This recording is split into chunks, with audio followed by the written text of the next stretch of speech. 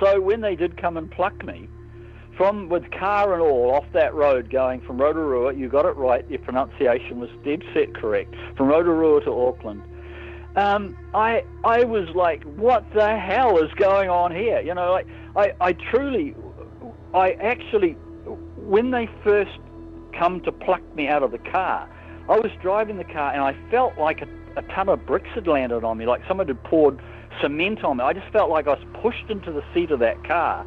And I was paralyzed. I couldn't turn the steering wheel or apply the brakes or do anything. And that car was just barreling along at 60 miles an hour, 100 kilometers an hour, our terminology. And I was on a Rocky Mountain road, and there was a big cliff face straight ahead of me, and I could not turn that steering wheel. I was frozen into that car. And I thought, ouch, this is going to hurt. You know, I'm going to hit that stone wall at 100 miles an hour, or 60 miles an hour. And I was just waiting for the impact. And there was nothing after that, nothing at all, like blank. And then when I come to, I'm in this huge cavernous space with sort of a flashing blue neon light, and I'm in a non-body form, you know, like I'm a ghost. So what do you think? Naturally, you think, I've just crashed the car and I'm dead.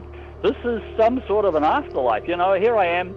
I can vaguely remember the car charging at this rock wall. And then nothing, and then I'm in this cavernous space with nothing around me, and I'm looking down, and I'm just a wispy ghost, like I've got no form at all, and I'm trying to figure out where the hell am I now, hoping it wasn't hell, and trying to figure out. So the mindset, even at that stage, this is not an extraterrestrial event. I mean, that was the furthest thing from my mind, James. I hadn't studied up on extraterrestrial, I hadn't studied up on abductions. I hadn't bothered with that. So my life was busy. I was a businessman, a sporting personality. I had a lot of stuff going in my mind, and none of it was to do with extraterrestrials, ETs, UFOs, or even interdimensional and other realities, believe me. Furthest thing from my mind. So I was dead. I was in some form of afterlife. That's the only thing I was thinking about. And then I see ghosts, in this other ghosts off in the distance. And because I was trying to figure out, how do you move? You know, here I am, like a cloud, a wisp of cloud, sitting in a suspended area with, you know, out, and this wherever I was at just went out of sight in the distance, but with this pulsing blue light around the outside. And I'm saying, how the hell, if these other entities, these other ghosts, do I move towards them or do I move away from them? And how do I do that anyway? And it just sort of came to me in the end that I sort of pushed, like if you push forward with your head, like you want to lean forward to sort of like roll down a hill or something. So I sort of leaned forward, I guess, with my consciousness. And then I found that I could maneuver myself by directing my consciousness forward or sideways or back, and I could actually move. So I was starting to move around in a non-physical form. And that's when, strangely enough, in a non-physical form, so I felt someone like tap me on the shoulder from behind, and I turned around, and here's these two, I think maybe one or two, or maybe even three other ghost-like entities. And there was some sort of communication, and even though it never approached me as a form of communication, it just felt comfortable that I should follow them, and that would be okay. Because I wasn't in a fearful state. I was quite relaxed. I was just like curious, mostly. But then these ghost-like entities come and tap me on the shoulder and basically say in some form, follow me. And I said, okay, let's go. And we moved out of that ghost-like sort of environment. And as we moved further on, I started to notice around me there was sort of like technology, like earth, like construction stuff, like, if you like, scaffolding or technology like within an aircraft or something like that. Something that looked vaguely familiar. At least it looked like it was constructed and not non-physical. And these ghost-like entities, they suddenly had a form to them. They, an extraterrestrial form. They were very small, human-looking people.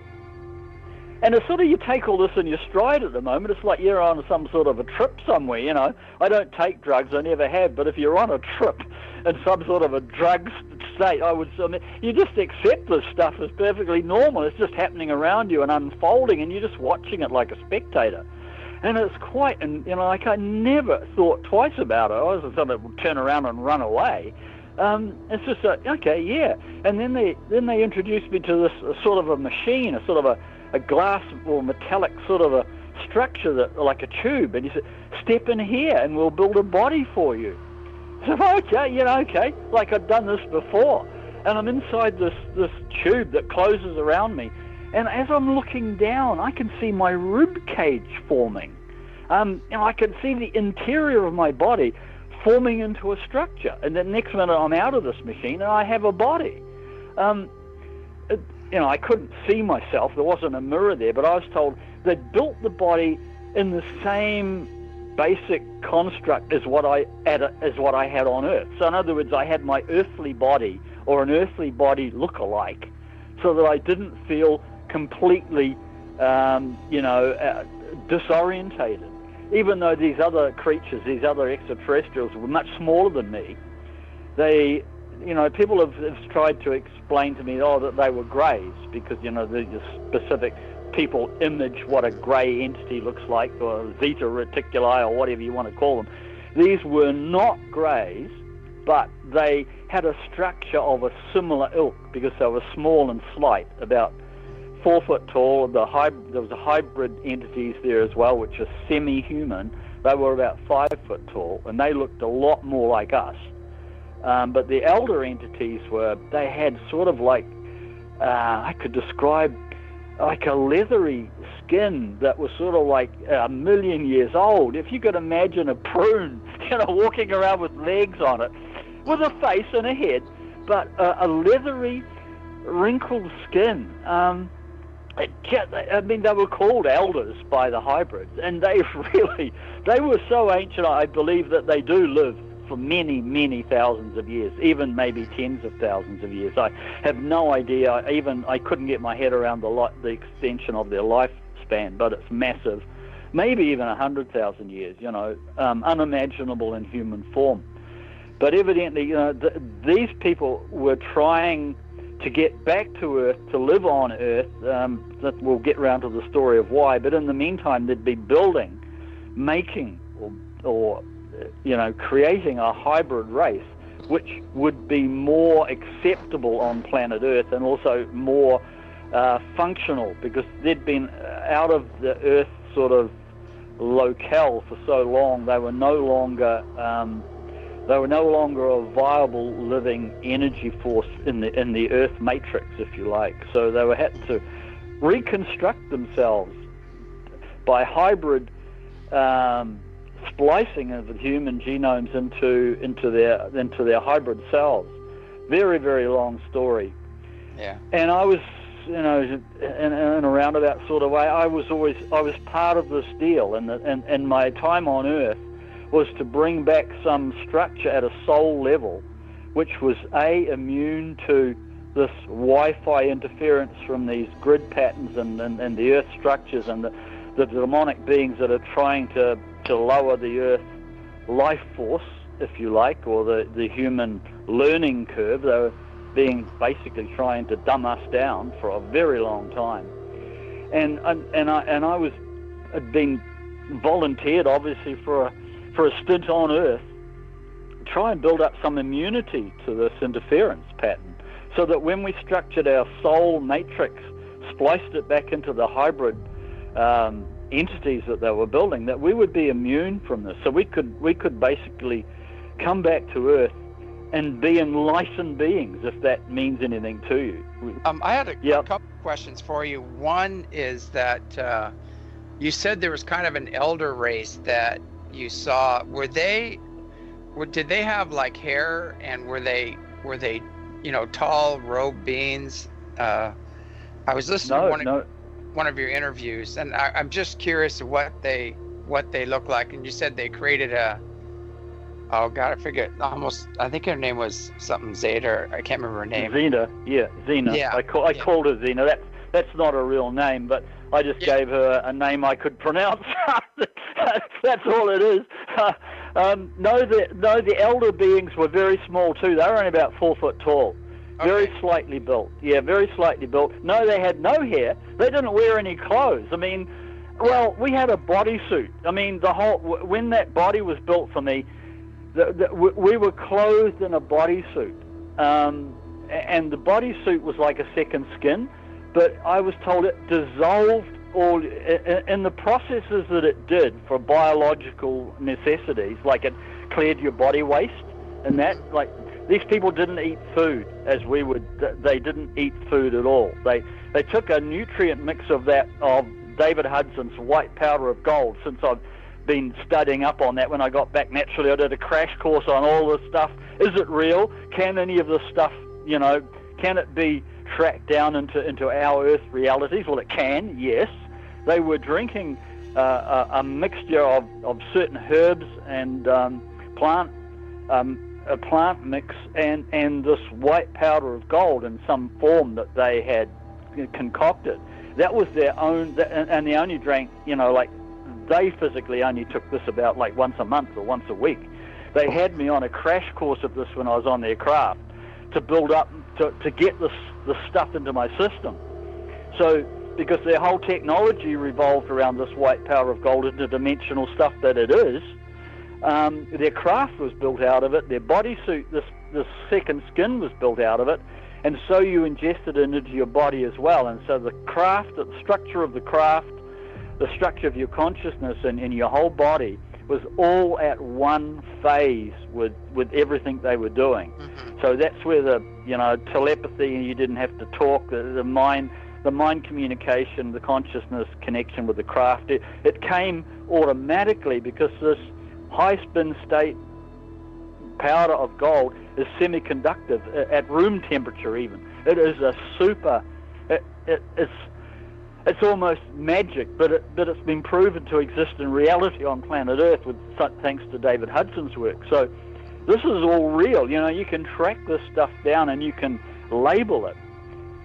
I think science actually calls it exotic material these days. That's their official word for it.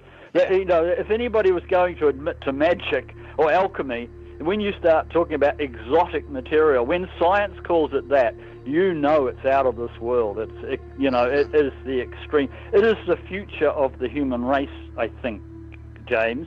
My hope is that when we start using this stuff, we don't need AI technology to be smart and to be able to communicate. I mean, everyone's buying into AI at the moment. If you can call a cell phone as a form of AI, it's going to be injected into us eventually if the darker powers have their way. And I can see the human race going into slavery, because we'll be hacked, we'll be monitored, we'll be controlled on a radio control stick if we go AI way. If we absorb, if we take the white powder gold track, I can see enlightenment, and I can see, amazing beings. I can see the human race as it was meant to be structured.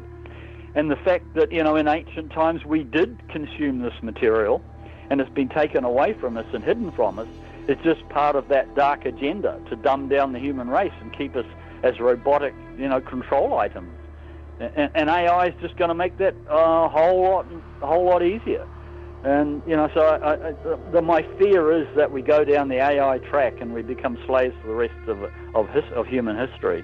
Because I think once we get into that zone, we'll never get out again. Yeah, I agree. That's one of the things I've been really adamant about is don't go the AI path. Forget about all the hookups and the technology and everything else. It's that technology is a failure of your spirituality. It's going to compensate for that, and pretty soon it owns you. You'll be locked into it. But a lot of people look at you funny when you try to warn them about that, and they just don't get it. No. Well, but see, nobody's actually given anyone an alternative, a viable alternative. Say, well, you take my cell phone away, you take my computer away, and how am I going to learn anything? How am I going to connect with my friends and that? Well, if you could get the spiritual aspects of white powder of gold and the superconducting capabilities it's got when it's absorbed into the human body, there's a TV program on Netflix called Limitless. It's about guys taking a pill that sparks their brain up to work at 100% capacity, and everyone's an Einstein that takes that pill. Well, this white powder of gold is very similar, but it's like a tenfold, because we would connect with the consciousness of the universe, I think, because we'd be self-conducting back to 0 point. We'd be in communication with, if you like to use the word, the God of the universe, or the intelligence of the universe. Like every atom's got a story to tell, every atom's got information stored in it, like every rock has got information stored in it. And I think we would be in communication with all of that knowledge, that everything the human race has ever experienced in its whole entire history, we could download personally and privately, or anyone could do it. And I mean, so who needs a cell phone when you can do that? You can connect with the other side of the universe, thought transfer, and you can go there just as easily too, transport yourself there. So like all our technology of cars and planes and cell phones, it's gone. It's chuck it away. It's actually redundant, and it's free and cheap almost. The pollution of the planet's gone. We're not eating food as we do now. So we don't have to hunt down and kill animals, and we don't have to grow exorbitant amounts of crops. We'd be eating like 1/1000th the amount of food that we do at the present time. So the Earth's population could grow in harmony, and we wouldn't be technology destroying, because we wouldn't be using planes and burning fossil fuels and digging up stuff out of the ground. It would be utopia on Earth, and even AI doesn't promise us that. It can't promise us that. Yeah, I agree. I've seen on the, I went out of body and went into the inner Earth, and I saw these beings, and they weren't totally physical. They're more like in between, and they look similar to some of the beings you're talking about. And they're actually growing this, it was like a fungus or something, and they're cutting it into cakes. And I asked them what they're doing, and they said that this has everything you need to totally sustain the body. And that's what they're eating. And I was looking at that, and I said, boy, that, if we could get that formula, it would take care of all the problems, most of the problems on the planet, and this white powder gold seems like a step up above that as well. Yeah, well, I'd encourage people to go and hunt down David Hudson's last lecture. He's only given about 3 in the last 20 years. There's 2011. If you search on YouTube for David Hudson 2011, he's a 2-hour talk he gave, and it's full of science. The first hour might be a bit techie and too sciencey for some people. Skip the first hour and listen to the second hour of that David Hudson talk, and he talks about all of the attributes that white powder could give the human race. And I don't think he's talking off the top of his head. I've heard from some very clued up people that says David Hudson's as sharp as a tack. He's not missing anything.